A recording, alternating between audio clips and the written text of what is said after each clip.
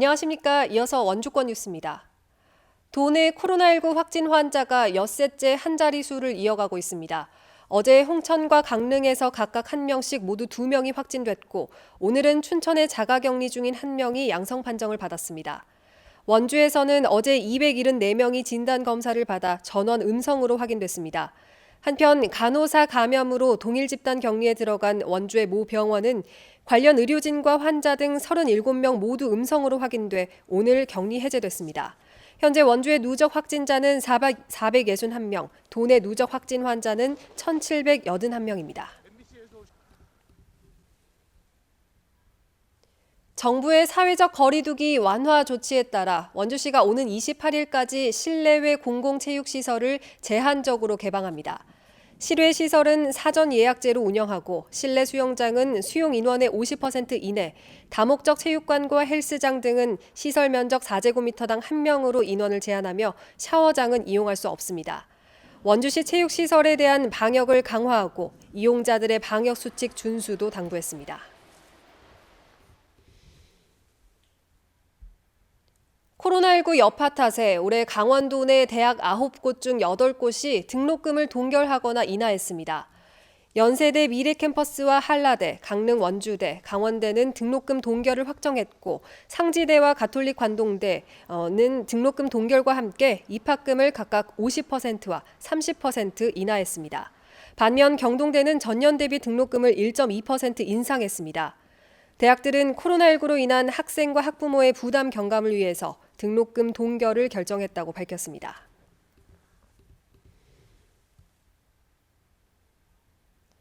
아동을 학대해 숨지게 한 사건에 살인죄를 적용해야 한다고 주장하는 시위가 전국에서 일제히 열린 오늘 도내에서는 유일하게 원주 법원 앞에서 릴레이 시위가 진행됐습니다. 4명의 원주 시민은 정인이 양부모에게 살인죄를 적용해 엄벌할 것을 재판부에 요구하는 한편 시민들의 관심을 촉구하는 서명운동도 벌였습니다. 오늘 서울 남부지방법원에서는 16개월 입양 아동을 학대해 숨지게 한 혐의로 기소된 정인이 양부모에 대한 두 번째 재판이 열렸습니다.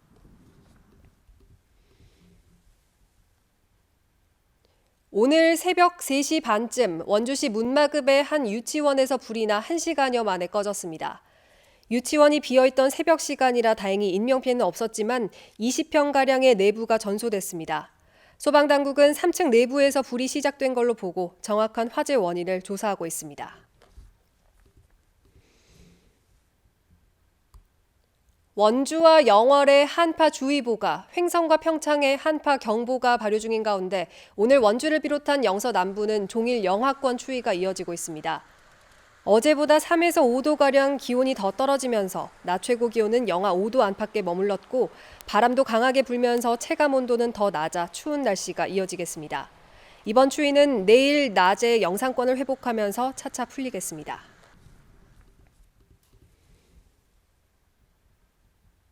영월군이 고령층이 쉽게 인터넷을 활용할 수 있도록 경로당마다 무료 와이파이를 설치합니다. 3,300만 원을 들여 지역 내 182개 경로당에 이달부터 와이파이 기기를 설치하고 사용료도 영월군이 부담합니다. 영월군은 스마트폰을 활용한 경로당 프로그램이 보다 원활해질 것으로 내다봤습니다.